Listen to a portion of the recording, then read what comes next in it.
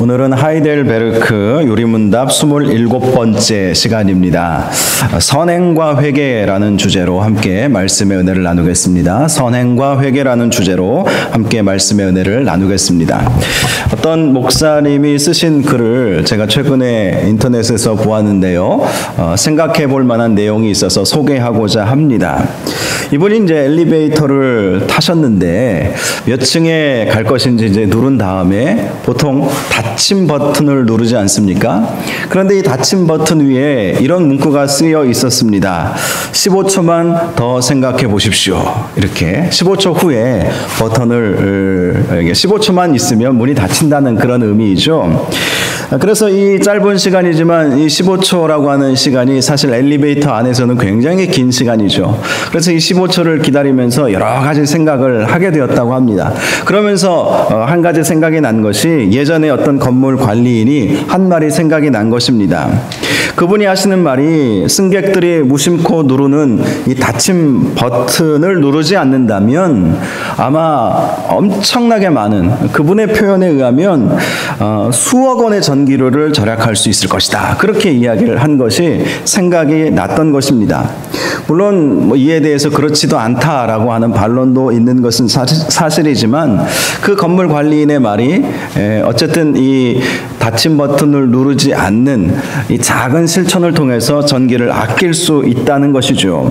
자, 그런데 사람들이 그에 대한 이야기를 들어보셨겠지만 저부터도 닫힘 버튼을 성급하게 누를 때가 있죠. 몇 층 가는지 먼저 누르고 닫힘 버튼을 아무 생각 없이 누르지 않습니까? 그 이유가 무엇일까요? 그것은 바로 그 목사님의 생각이 공짜이기 때문에 그냥 쉽게 누른다는 것이죠. 만약에 닫힘 버튼을 누를 때마다 100원씩 내야 된다면 100원 얼마 안 되는 거지만 누를 사람 아마 아무도 없을 겁니다. 15초든 30초든 기다리지 그걸 쉽게 누르지는 않을 거예요.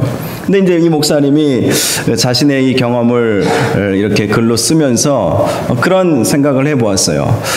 우리가 누르는 엘리베이터 이 닫힘 버튼이 누르는 것이 공짜라고 그 건물 주인이 이 엘리베이터를 공짜로 쓰는 것이겠습니까? 아니죠. 그 건물에 있는 그 엘리베이터를 유지하기 위해서 또 그 전기료를 대기 위해서 그 건물 주인은 책임을 지는 거예요. 누르는 사람들은 쉽게 대가를 원하지 않기 때문에 대가를 치르지 않아도 되기 때문에 쉽게 그 닫힘 버튼을 누르지만 건물 주인은 당연히 그 엘리베이터를 운영하는 데 있어서 수많은 돈을 지출할 수밖에 없다는 것입니다.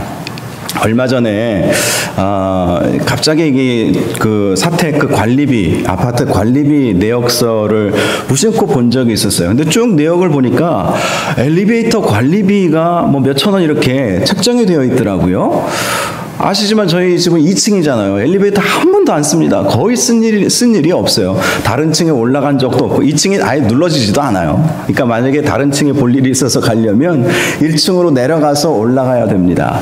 쓰지 않는 엘리베이터인데 엘리베이터 관리비가 청구가 되어 있는 거예요.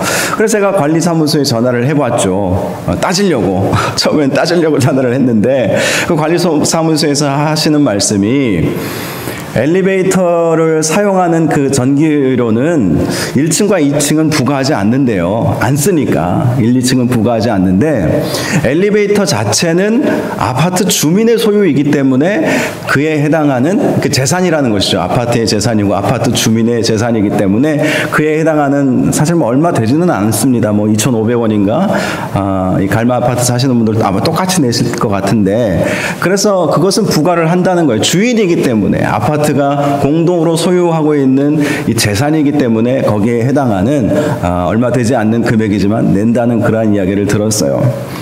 그리고 이 엘리베이터를 통해서 이 목사님이 참 귀한 것을 깨달았는데요. 그것이 무엇이냐면 엘리베이터를 누르는 사람, 사용하는 사람은 공짜로 사용하지만 그 건물 주인은 그에 응당한 대가를 지불한다는 것입니다.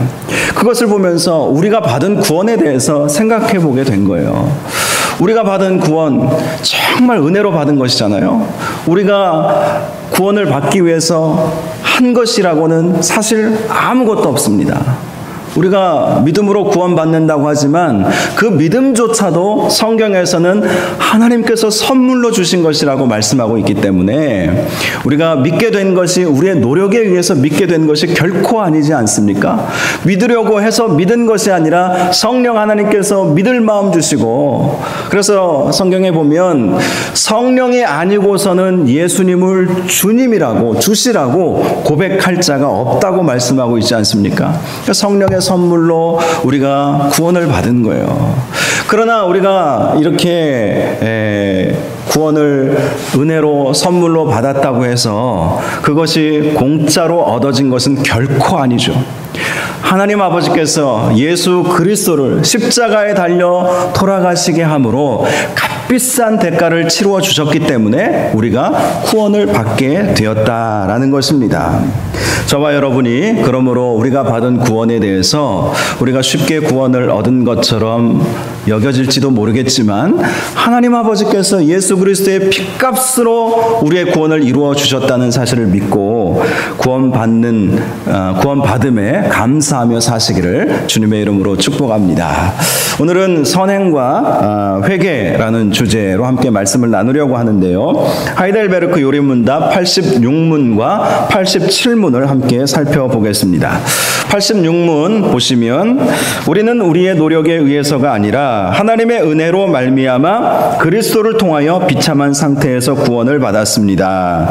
그렇다면 왜 우리가 아직도 계속해서 선을 행해야 합니까? 자, 믿음과 선행에 대한 관계는 아마 몇 주 전에도 이 주제에 대해서 말씀을 함께 나눈 기억을 하실 것입니다. 86문의 답을 보면요, 먼저 우리가 어떻게 구원을 받는지 말해주고 있죠. 우리의 노력에 의해서 받은 것이 아니라 하나님의 은혜로 구원을 얻게 되었다라는 것입니다. 구원은 믿음으로 말미암아 이루어지는 것이기 때문입니다. 물론 율법을 다 지켜 행하면 구원받을 수도 있어요. 구약 성경에 보면 율법을 다 지켜 행해야 한다는 말씀도 있기 때문에. 그러나 여러분, 우리가 율법을 다 지켜 행할 수 있는 사람이 누가 있겠습니까? 그래서 갈라디아서 2장 16절 말씀 보시면 사람이 의롭게 되는 것은 율법의 행위로 말미암음이 아니요 오직 예수 그리스도를 믿음으로 말미암는 줄을 알므로 우리도 그리스도 예수를 믿나니 이는 우리가 율법의 행위로서가 아니고 그리스도를 믿음으로써 의롭다함을 얻으려 함이라. 율법의 행위로서는 의롭다함을 얻을 육체가 없느니라.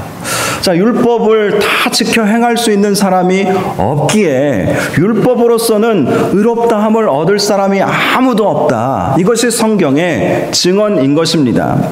그래서 하나님께서 우리가 이룰 수 없는 그 율법을 예수 그리스도께서 대신 이루어 주게 하시고, 그리고 예수님께서 우리를 대신해서 십자가에 달려 희생 제물이 되게 하여 주심으로 말미암아 우리를 구원하여 주신 것이죠.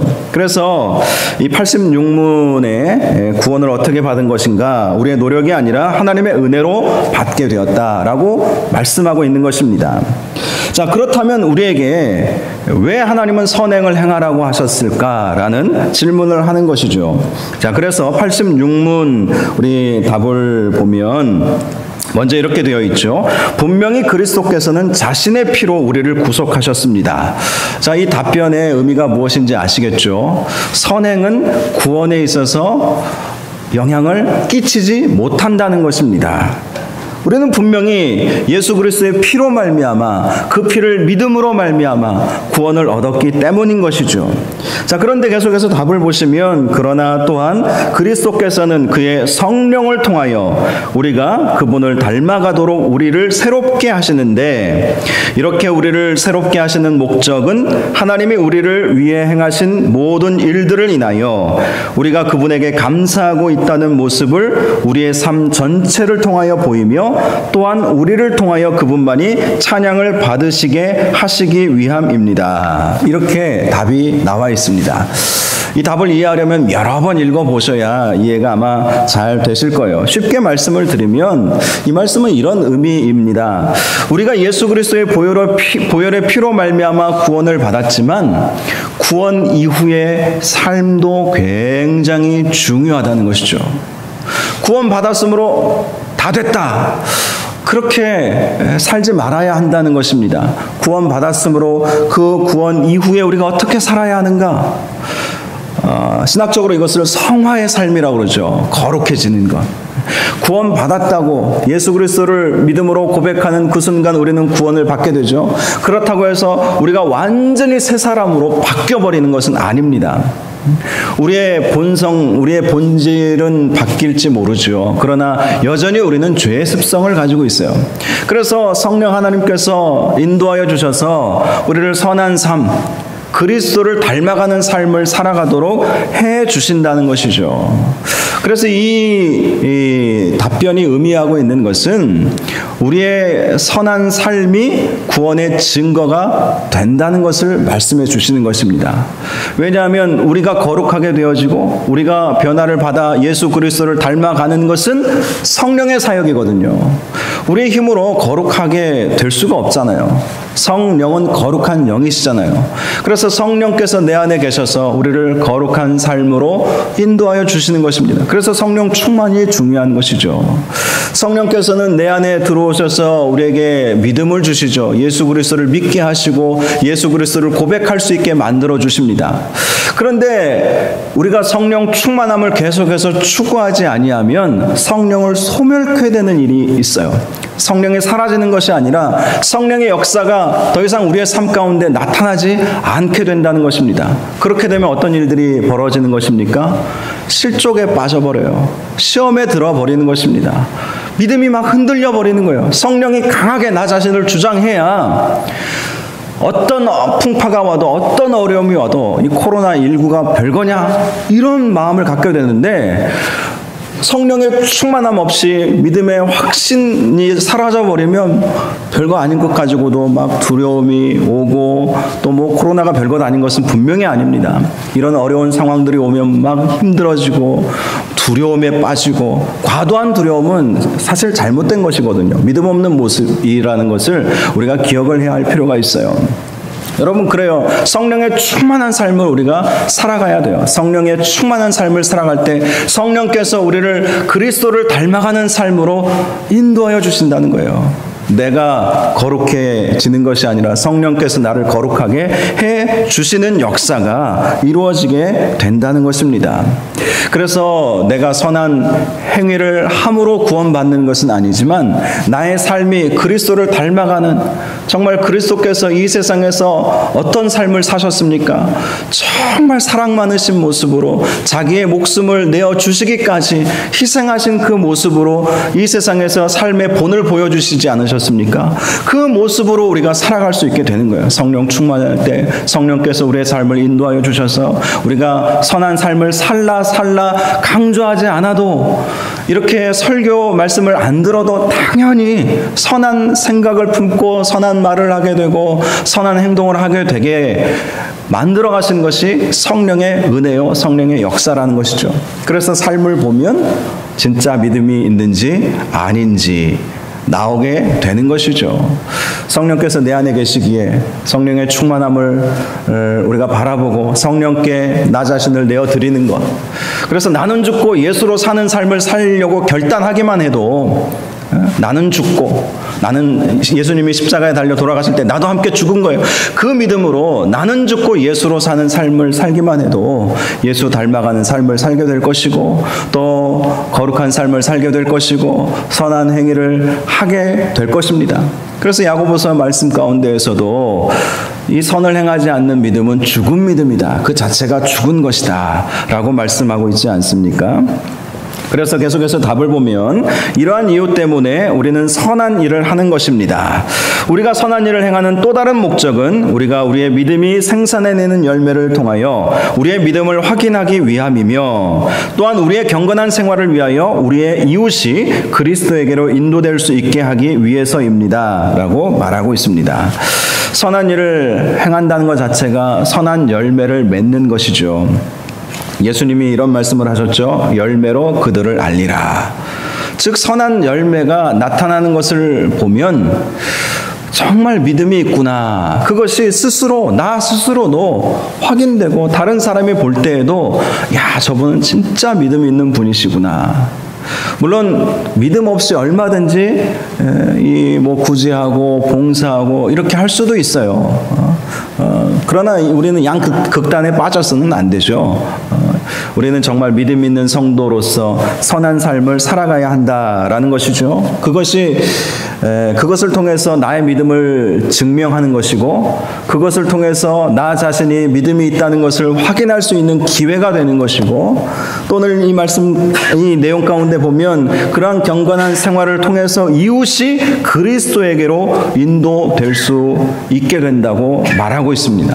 우리가 선한 삶을 살아가게 될 때에 우리의 삶을 보고 믿지 않는 사람들이 예수 믿는 사람들은 다르구나. 예수 믿는 사람들은 다르구나. 그것을 보면서 나도 예수 믿어봐야 되겠다. 저들이 믿는 예수를 나도 믿어야 되겠다. 이런 마음을 갖게 되는 것 아니겠습니까? 성경 몇몇 구절을 살펴보면 로마서 6장 13절에 이런 말씀이 있습니다. 또한 너희 지체를 불의의 무기로 죄에게 내주지 말고 오직 너희 자신을 죽은 자 가운데서 다시 살아난 자 같이 하나님께 드리며 너희 지체를 의의 무기로 하나님께 드리라. 우리의 지체가 불의의 무기로 쓰일 수도 있고 의의 무기로 쓰일 수도 있다라고 말씀하고 있습니다. 그러므로 저와 여러분이 의의 무기로 쓰임받아야 할 것입니다. 불의의 무기로 쓰임받아서는 안 되겠죠. 죄를 짓는데 우리의 육체가 쓰임받아서는 결코 안 됩니다. 우리는 하나님께서 기뻐하시는 일들을 행해야 할 의무와 책임이 있는 것이죠. 그래서 우리가 의의 무기로 하나님께 드려져야 한다. 이것이 바로 선한 삶을 삶으로 의의 무기가 되어서 우리의 삶을 통해서 하나님의 나라가 확장되어지고 예수 믿지 않는 사람들이 우리의 삶을 보고 하나님께로 마음을 돌이키는 그런 역사를 이루어내야 한다는 것입니다. 로마서 12장 1절 2절 말씀. 그러므로 형제들아 내가 하나님의 모든 자비하심으로 너희를 권하노니 너희 몸을 하나님이 기뻐하시는 거룩한 산 제물로 드리라. 이는 너희가 드릴 영적 예배니라. 우리의 몸을 하나님께서 기뻐하시는 거룩한 산 제물로 올려드려라 라고 말씀합니다. 그러면서 너희는 이 세대를 본받지 말고 오직 마음을 새롭게 함으로 변화를 받아 하나님의 선하시고 기뻐하시고 온전하신 뜻이 무엇인지 분별하도록 하라. 우리의 삶이 하나님께서 선하시고 기뻐하시고 온전하신 뜻을 이루는 의의 무기로, 우리의 삶이 정말 선한 행위로 말미암아 하나님께 영광 올려드릴 수 있는 그러한 우리의 지체가 되도록 그것이 산 제물로 우리를 올려드리는 것이라고 말씀하고 있는 것입니다. 우리의 예배는요, 이렇게 모여서 드리는 예배가 있고요, 또 하나는 삶의 예배가 있어요. 예배라고 하는 것 자체가 하나님께 영광을 올려드리는 거잖아요. 그래서 함께 모여서 하나님께 영광을 올려드리죠. 찬양하고 기도하고 말씀에 아멘 하면서 하나님께 영광을 올려드리는 예배가 참 중요합니다. 또 하나 우리가 잊어서는 안 되는 것은 우리의 삶을 통해서 하나님께 영광을 올려드려야 되는 거예요. 그런데 우리 하나님께서 어떻게 영광 받으시겠습니까? 마태복음 5장 16절에 예수님이 이런 말씀을 하셨어요. 이같이 너희 빛이 사람 앞에 비치게 하여 그들로 너희 착한 행실을 보고 하늘에 계신 너희 아버지께 영광을 돌리게 하라. 우리의 착한 행실을 통해서 하나님께 영광을 올려드려라. 자, 결론적으로 우리가 왜 선을 행해야 하는가? 자, 이 선을 우리가 행해야 구원받는 것은 결코 아닙니다. 하나님께서 요구하시는 절대 선을 우리는 만족시켜 드릴 수가 없어요. 그래서 율법의 행위로는 의롭다함을 얻을 육체가 없다라고 말씀을 하시는 것입니다. 그럼에도 불구하고 하나님께서 우리에게 선을 행하는 삶을 살라고 말씀하시는 것은 우리의 믿음을 그 선한 삶을 통해서 증명해 보이고 또 나 자신이 믿음이 있는지 다시 한번 돌아보고 확신 가운데 서고 그리고 우리의 삶을 통해서 우리의 이웃이 믿지 않는 이웃들이 하나님께 영광 올려드리고 하나님께로 나아갈 수 있는 길을 얻도록 해 주어야 하기 때문에 그래서 우리가 선을 행해야 한다는 것입니다. 예전에 이 믿음과 선행에 대해서 말씀을 다룰 때 왜 우리가 선을 행해야 하는가, 그때는 이런 말씀을 제가 드렸어요. 하나님께서 우리에게 복 주시기 위해서. 자, 이것이 이제 추가가 되는 거예요. 하나님께서 우리에게 복을 주시기 위한 방법으로 선한 삶을 살게 하셨어요. 그리고 선한 삶을 삶으로 우리의 믿음이 증명되고 또 그 삶을 통해서 하나님께 영광 올려드리고 또 이웃들이 하나님께로 향할 수 있는 방법이기 때문에 우리에게는 이 선행으로 구원받는 것은 아니지만 구원받은 사람들은 구원받은 이후에 선한 삶을 꼭 살아야 한다. 꼭 선한 삶을 살아야 한다라고 성경은 우리에게 말씀해 주신 것입니다.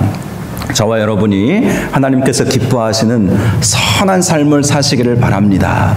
하나님께서 요구하시는 절대 선을 온전히 이루어 드리지 못하지만 그러나 우리의 생각이 선해지고 우리의 마음이 선해지고 우리의 말이 선해지고 우리의 행동이 선해지면 하나님께서 그것을 통해서 영광 받으시고 그것을 너무나도 기뻐하시고 그렇게 선한 삶을 살아갈 때에 우리는 점점 거룩해지는 것이죠. 점점 거룩해지는 거예요. 더 하나님의 뜻을 우리가 이루어 드림으로 말미암아 성화의 단계 후에는 영화의 단계로 간다. 그렇게 구원의 서정을 이야기할 때 그렇게 우리가 생각을 하고 있습니다. 저와 여러분이 성화의 단계를 이루어 가시고 궁극적으로 영화롭게 되는 천국 백성이 되는 놀라운 은혜가 있기를 주님의 이름으로 축복합니다. 자, 이제 87문 보겠습니다. 질문: 하나님께 감사하지도 않으며 회개하지도 않으므로 그 길에서 돌이켜 하나님께로 돌아오지 않는 사람도 구원받을 수 있습니까? 자, 이 질문은 말도 안 되는 질문이죠. 사실은 당연히 하나님께 감사하지 않고 회개하지 않고 그 길에서 돌이키지 않는 사람이 어떻게 구원받을 수 있겠습니까? 그럼에도 이러한 질문을 하는 이유가 있어요. 그것은 구원받았다고 예수 믿는다고 말하면서 감사도 없고 회개함도 없고 하나님께로 돌이킴이 없는 사람이 의외로 많기 때문입니다.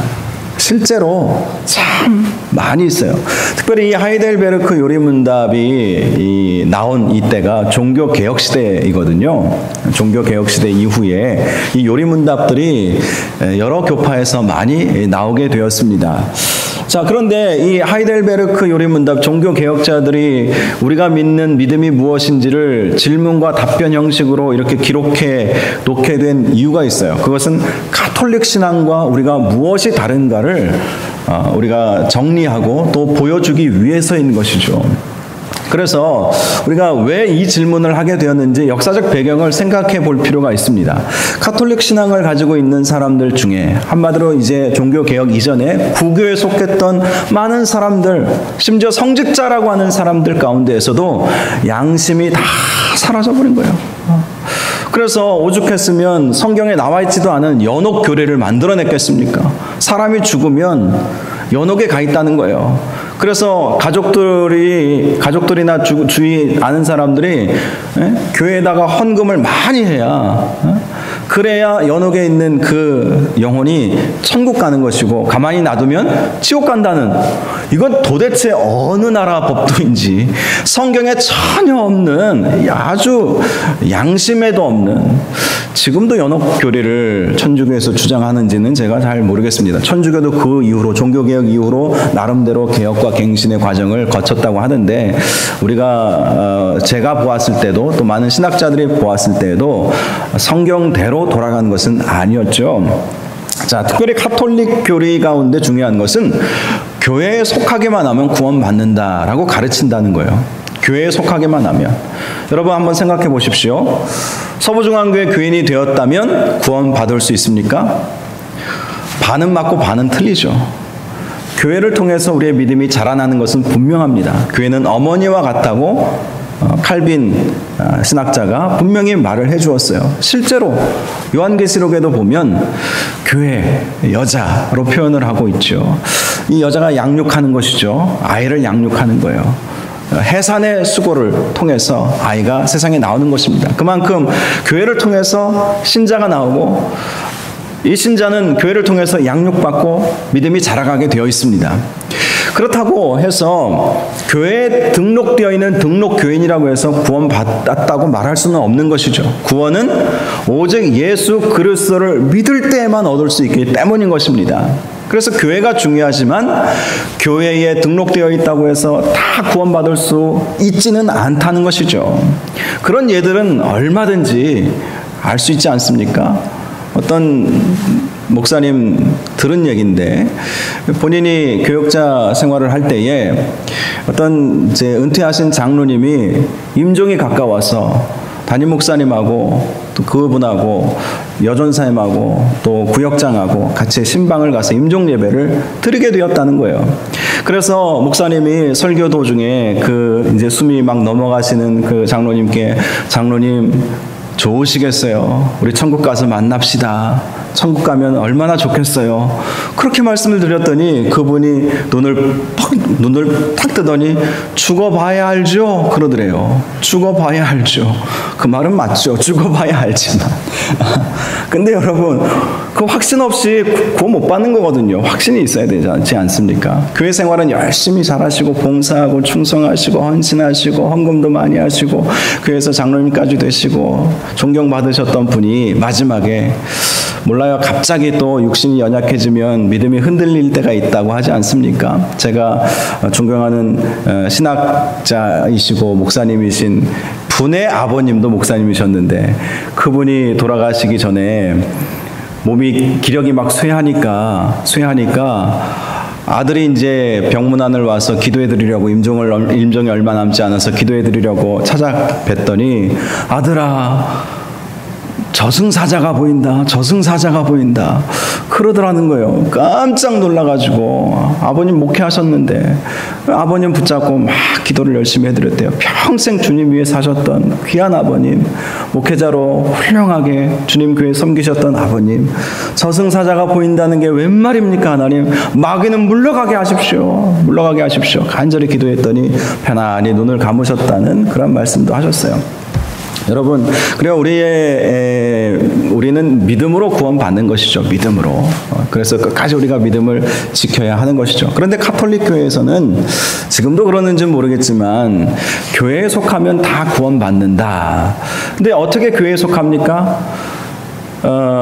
이제 유럽도 아마 지금 뭐 독일 같은 경우도 지금도 그런지 모르겠지만 독일 시민이 되면 루터 교인이 법적으로 된다고 하더라고요. 그러니까 과거에는 오죽했겠습니까? 그러니까 그냥 부모가 예수 믿으면 당연히 유아세례 받고 교인이 되는 거예요. 그럼 구원받는다고 그렇게 인정을 받았던 것입니다. 그런데 종교개혁자들은 그게 아니라고 강조하기 시작하면서 종교개혁을 일으키지 않았습니까? 구원은 교회의 명부에 이름이 올라가 있다고 구원받는 것이 아니라 믿음으로 개인적인 신앙 고백, 영적 갱신과 각성과 회개, 그리고 내 삶이 정말 거짓을 떠나고 하나님만 바라보는 그런 삶을 사는 사람들에게 주어지는 것이지 이 교회에 등록되어 있는 등록교인이라고 구원받을 수 있는 것은 아니다. 바로 그런 역사적 배경 속에서 저는 이 87문이 나왔다는 생각을 하게 되었던 것이죠. 자, 그래서 질문을 다시 한번 보겠습니다. 하나님께 감사하지도 않으며 회개하지도 않으므로 그 길에서 돌이켜 하나님께로 돌아오지 않는 사람도 구원받을 수 있습니까? 당연히 못 받죠. 자, 답을 보면 구원받을 수 없습니다. 성경은 우리에게 부정한 자, 우상숭배자, 간음하는 자, 도둑질하는 자, 주정뱅이, 거짓말쟁이, 비방하는 자, 강도 등과 같은 자들이 하나님의 나라를 기업으로 물려받지 못한다고 가르쳐 줍니다. 하나님의 나라를 기업으로 받지 못한다는 것은 구원받지 못한다는 것이죠. 구원받지 못한다는 것입니다. 자, 그래서 성경은 선을 행하는 것과 구원과 별개의 문제라고 선을 행하는 것과 구원과는 별개의 문제라고 분명히 가르쳐 주지만 선을 행하지 않는 사람은 구원받을 수 없다고도 분명히 가르쳐 주고 있다는 사실에 우리는 주목해야 한다는 것입니다. 종교개혁자들의 가르침이고 우리 장로교의 근간이 되는 하이델베르크 요리 문답에 분명히 나와 있는 우리의 고백인 것이죠. 그러므로 예수 믿는다고 하면서 우리의 삶에 선한 열매가 나타나지 않으면 결단코 구원 받을 수가 없어요. 선을 행하지 않았기 때문에 구원 못 받는 것이 아니라 구원 받은 사람으로서 응당 나타나야 할 선한 삶이 나타나지 않았기 때문에 구원을 못 받는 것입니다. 고린도전서 6장 9절에서 10절을 보면 불의한 자가 하나님의 나라를 유업으로 받지 못할 줄을 알지 못하느냐. 미혹을 받지 말라. 음행하는 자나 우상 숭배하는 자나 간음하는 자나 탐색하는 자나 남색하는 자나 도적이나 탐욕을 부리는 자나 술 취하는 자나 모욕하는 자나 속여 빼앗는 자들은 하나님의 나라를 유업으로 받지 못하리라. 갈라디아서 5장 19절에서 21절에도 육체의 일은 분명하니 곧 음행과 더러운 것과 호색과 우상 숭배와 주술과 원수 맺는 것과 분쟁과 시기와 분냄과 당짓는 것과 분열함과 이단과 투기와 술취함과 방탕함과 또 그와 같은 것들이라. 전에 너희에게 경계한 것 같이 경계하노니 이런 일을 행하는 자들은 하나님의 나라를 유업으로 받지 못할 것이요. 죄악을 행하는 사람들, 물론 죄악을 우리가 행하지 않는 사람이 누가 있겠습니까? 그런데 회개하지 않는 사람들을 말하는 것이죠. 여전히 회개 가운데 회개하지 않고, 그리고 하나님께로 돌아가지 않고, 죄를 뉘우치지 않고, 자신의 삶을 돌아보지 않고 과거의 구습대로 살아가는 그런 사람들은 결코 하나님의 나라를 유업으로 받지 못할 것이다. 사도 바울 시대에 초대교회 성도들 가운데에서도 믿는다고 하면서 삶이 뒤따르지 않는 사람들이 많이 있었던 것입니다. 물론 우리가 완벽한 그런 선행, 또 완벽한 선의 열매를 맺을 수가 없죠. 그럼에도 불구하고 하나님께서는 구원받은 백성이라면 정말 선한 삶을 살게 되어 있다. 열매로 그들을 알리라 하신 예수님의 말씀처럼 우리의 삶이 정말 구원받은 성도라면 선한 삶, 선한 열매를 맺을 수밖에 없다라고 성경은 분명히 가르치고 있다는 것입니다. 말씀을 마치겠습니다. 저와 여러분이 믿음으로 구원받은 줄 믿으시기 바랍니다. 그리고 믿음으로 구원받았기에 성령께서 우리를 선한 삶으로 인도하여 주실 거예요. 중요한 것은 성령께 우리 자신을 맡기는 것이죠. 그래서 성령께서 내 마음에 선한 생각을 불어 넣어줍니다. 그래서 또 어떤 분이 그런 얘기를 하시더라고요. 기도할 때 하나님이 주신 첫 마음이 진짜 하나님의 뜻이다. 이해가 되십니까? 첫 마음이 하나님께서 주신 뜻이래요. 그런데 두 번째 다른 생각을 해보게 되죠. 다른 생각을 하게 돼요. 처음에는 하나님이 선한 마음을 불어넣어주시고 긍휼의 마음을 불어넣어주시고 헌신과 희생의 마음을 불어넣어주셨는데 두 번째 한 번 더 생각해보면 왠지 좀 나만 고생하는 것 같고 나만 희생해야 되는 것 같고 나만 손해보는 것 같고 그 마음은 누가 주는 것이겠습니까?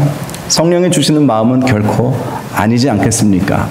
그래서 성령 하나님께서 우리를 선한 삶으로 인도하시고 우리를 그리스도를 닮게 하시기에 나는 죽고 예수로 사는 것, 성령의 인도하심 따라 살게 되면 하나님께서 기뻐하시는 선한 열매를 맺을 것이고 그 선한 열매를 맺게 되면 하나님께서 축복하여 주시는 인생으로 바뀔 것이고 또 나 자신도 믿음의 확신 가운데 거하게 될 것이고 또 더 나아가서 나의 삶을 통해서 믿지 않는 사람들이 예수 믿게 되는, 그래서 많은 사람들을 옳은 대로 돌아오게 하는 자들은 별과 같이 영원토록 빛나리라.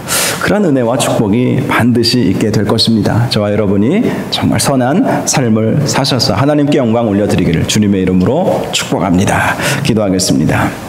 하나님 아버지 은혜를 감사합니다. 우리의 구원은 오직 믿음으로 받게 됩니다. 그러나 성경은 분명히 우리에게 선한 삶의 열매를 맺으라고 말씀하여 주셨습니다.